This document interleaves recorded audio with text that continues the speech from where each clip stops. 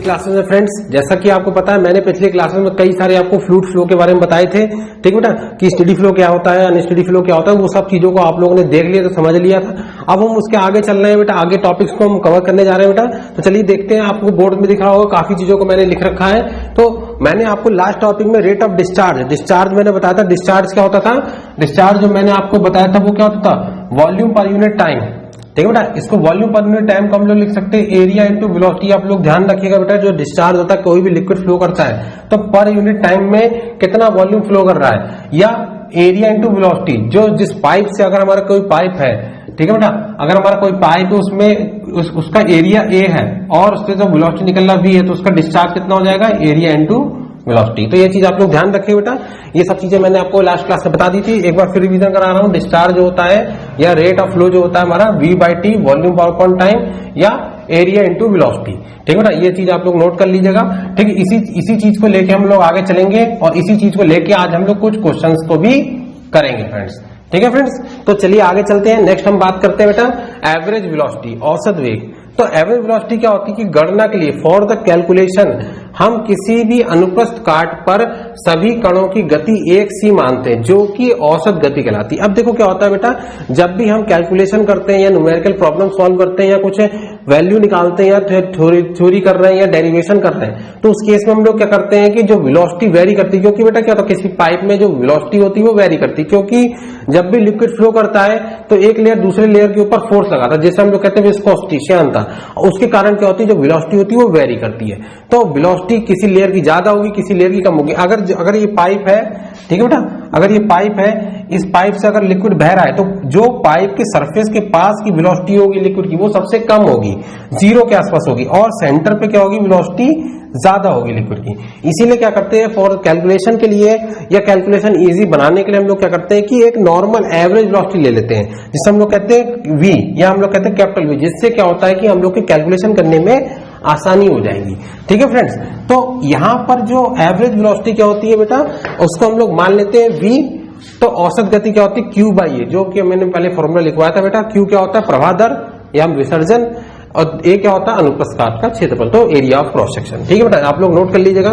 अब आगे चलते हैं बेटा, मोस्ट इंपॉर्टेंट टॉपिक जो कि सभी एग्जाम में आता है या सबसे ज्यादा पूछा जाता है, ये सातत्य का समीकरण, या हम लोग कहते हैं कंटिन्यूटी इक्वेशन, ठीक है बेटा। अब ये कंटिन्यूटी इक्वेशन ये कहता है बेटा, सबसे पहली बात होती है कि law of conservation of mass पर डिपेंड करता है बेटा। ये बेस्ड किस पे होता है, law of conservation of mass. आप लोग नोट कर लीजिएगा बेटा, law of conservation of mass पे इसका प्रिंसिपल क्या होता है, डिपेंड करता है, ठीक है फ्रेंड। तो आप लोग इसको नोट कर लीजिए सबसे पहले। और सबसे पहली बात क्या होती है, अगर हम लोग कंटिन्यूटी इक्वेशन की बात करें तो अगर मान लो किसी भी पाइप में, अगर ये मान लीजिए ये पाइप हमारा, ये पाइप का आप लोग देख रहे हैं क्रॉस सेक्शन क्या है, बदल रहा है, ठीक है। अनुप्रस्थ काट एरिया क्या है, क्षेत्रफल बदल रहा है। यहाँ पर एरिया A1 है, ये देख लीजिए, मैंने आपको मेंशन किया हुआ है, यहाँ का एरिया A1 है, यहाँ पे छोटा हो गया एरिया, यहाँ का एरिया A2 है, यहाँ फिर एरिया बड़ा हो गया है, यहाँ का एरिया A3। तो अगर हम लोग बात करें कोई भी लिक्विड अगर इस तरीके से फ्लो करेगा, तो अगर इससे हमारा लिक्विड फ्लो कर रहा है तो किसी भी पॉइंट पे या किसी भी समय अगर कोई भी लिक्विड फ्लो कर रहा है तो लिक्विड का जो टोटल वेट होगा, ठीक है ना, पूरे पाइप में कहीं भी फ्लो करेगा तो टोटल वेट क्या होगा, हर एक पॉइंट पे सेम होगा। ये कहता है हमारा कंटिन्यूटी इक्वेशन। आप लोग डेफिनेशन देख लीजिएगा।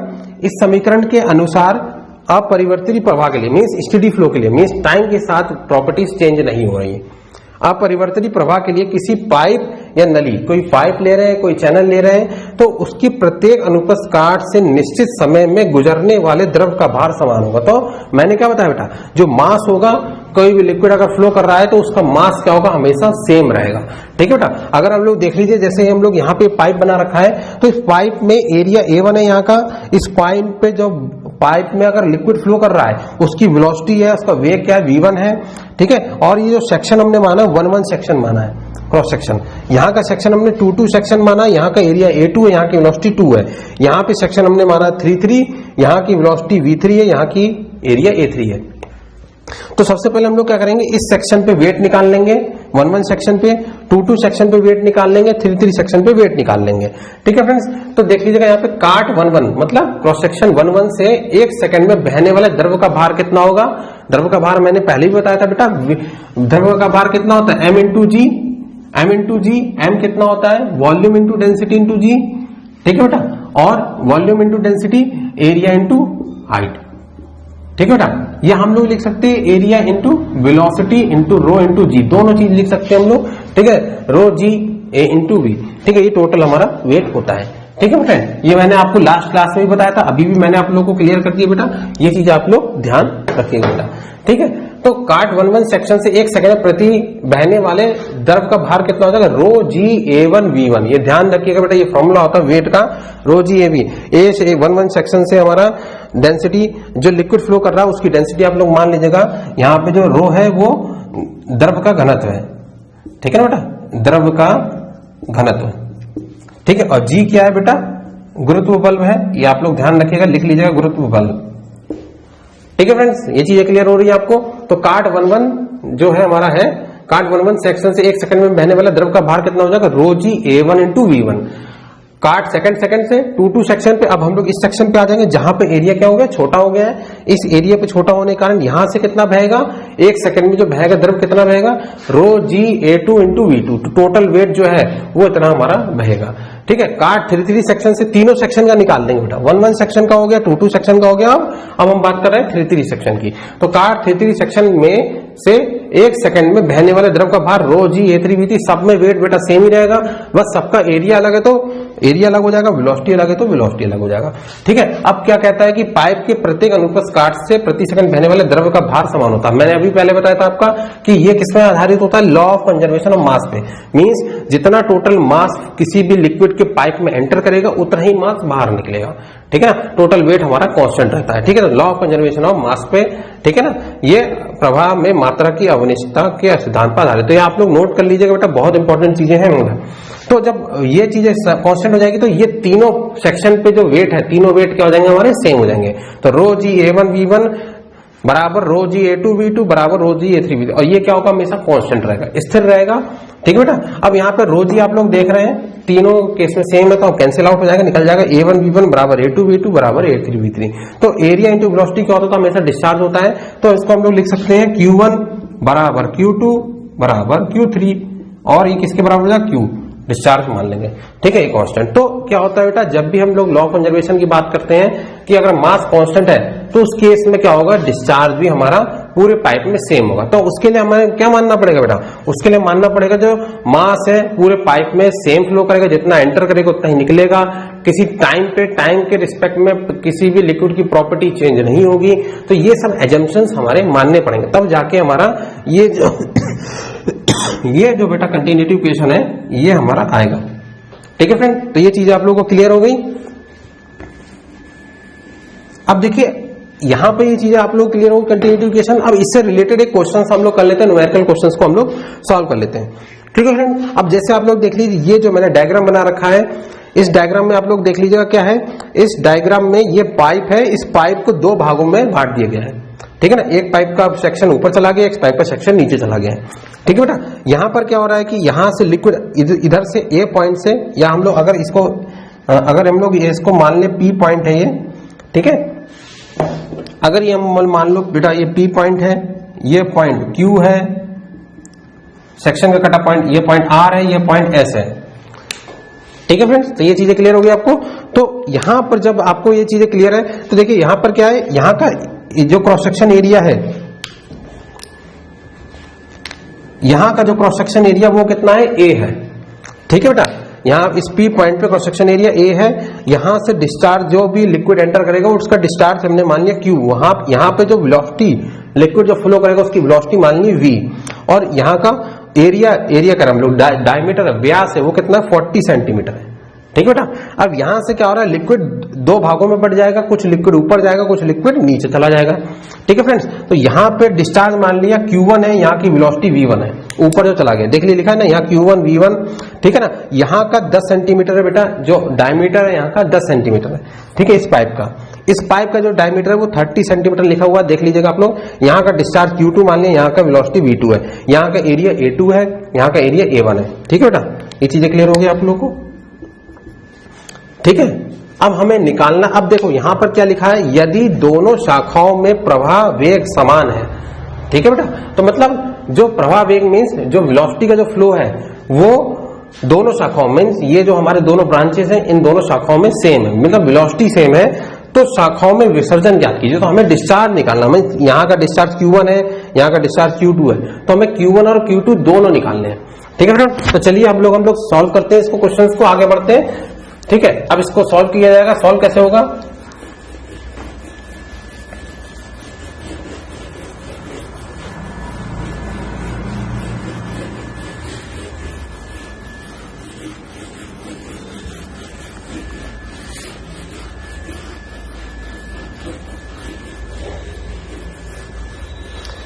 ठीक है, तो देखिए अब चलिए हम बात करते हैं। सबसे पहले यहां का डिस्चार्ज Q है, यहां का डिस्चार्ज यहां इस पॉइंट पे आप लोग लिख, और इस पॉइंट पे ये वेलोसिटी 5 मीटर पर सेकंड क्या है, यहां से वेलोसिटी हमारी एंटर कर रही है। ठीक है बेटा, तो वेलोसिटी हमारे पास है 5 मीटर पर सेकंड। अब देखो बेटा, यहां से क्या होगा, यहां से जितना भी लिक्विड डिस्चार्ज होगा उतना ही लिक्विड दोनों पार्टों में इक्वली बटेगा। ठीक है बेटा, ऐसा नहीं कि लिक्विड कहीं एक्स्ट्रा आ रहा है। अगर यहां से Q लिक्विड है, Q लिक्विड डिस्चार्ज हो रहा है, वही लिक्विड दोनों में बटेगा बराबर इक्वली। और यहां से अगर Q1 निकल रहा है, यहां से Q2 निकल रहा है, तो Q1 प्लस Q2 बराबर Q। ठीक है बेटा, ये आप लोग ध्यान रखिएगा, इस पाइप में ये इक्वेशन हमेशा फॉलो होती है। ठीक है बेटा, ये इक्वेशन हमेशा फॉलो करेगी, क्योंकि जो भी डिस्चार्ज एंटर कर, क्योंकि आप कंटिन्यूटी इक्वेशन से मान रहे हैं बेटा कि जो भी मास एंटर कर रहा है उतना ही मास बाहर निकल रहा है, मींस जो भी डिस्चार्ज है हर एक पॉइंट पे डिस्चार्ज क्या होगा, सेम होगा। ठीक है बेटा, तो इसका मतलब क्या होगा, Q बराबर Q1 प्लस Q2।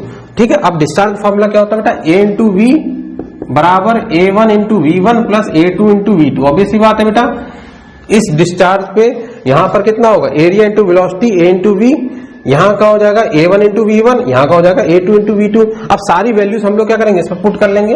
एरिया हम लोग को दे रखा है, एरिया 40 है, तो ये सर्किल है, तो कितना हो जाएगा, π/4 d स्क्वायर इंटू वेलोसिटी, इसका एरिया हो जाएगा π/4 d1 square into V1 plus π/4 d2 square into V2। ठीक है, अब देखो यहां पर क्या लिखा है, क्वेश्चन में क्या लिखा है, यदि दोनों शाखाओं में प्रवाह वेग समान है तो शाखाओं में विसर्जन ज्ञात कीजिए। प्रवाह वेग मींस ये जो वेलोसिटी है बेटा दोनों में सेम है, तो हम लोग मान लेंगे जो वेलोसिटी है V1 अगर इधर भी है इधर भी वेलोसिटी, मतलब दोनों तरफ की जो वेलोसिटी वो सेम है। ठीक है, तो ये क्वेश्चन बन गई क्वेश्चन के अकॉर्डिंग। अब हमें सारी वैल्यूज पुट करनी पड़ेगी बेटा, π/4 d कितना है बेटा, 40 सेंटीमीटर, तो 40 सेंटीमीटर को हम लोग कन्वर्ट कर लेंगे 40 इंटू 10⁻², मीटर में कन्वर्ट कर लेंगे, इंटू वेलोसिटी, वेलोसिटी कितनी बेटा 5 मीटर पर सेकंड। ये किसके बराबर हो जाएगा, π/4 d1 कितना दे रखा है बेटा, 10 दे रखा है, तो 10 सेंटीमीटर में है तो कितना हो जाएगा 10 इंटू 10⁻² मीटर में कन्वर्ट कर लेंगे, इंटू वेलोसिटी V1 प्लस इसके बाद π/4, यहां पर डायमीटर कितना है 30, तो 30 इंटू 10⁻² स्क्वायर, यहां की वेलोसिटी V1। ठीक है फ्रेंड्स, अब इसको हम लोग सॉल्व कर लिया जाएगा, π/4 हर तरफ से कैंसिल हो जाएगा।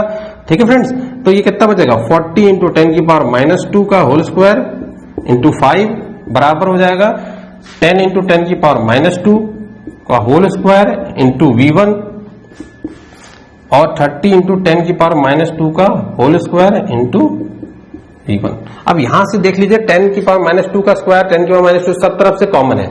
ठीक है, कॉमन निकाल के कैंसिल आउट हो जाएगा, डायरेक्टली हम लोग लिखते हैं 40 का स्क्वायर इंटू 5 बराबर 10 का स्क्वायर 100 V1 और ये 30 का स्क्वायर हो जाएगा 900 V1। सीधा सीधा हो जाएगा बेटा, कैलकुलेट हो रहा है डायरेक्ट। ठीक है बेटा, यहां पे हम लोग हो गया।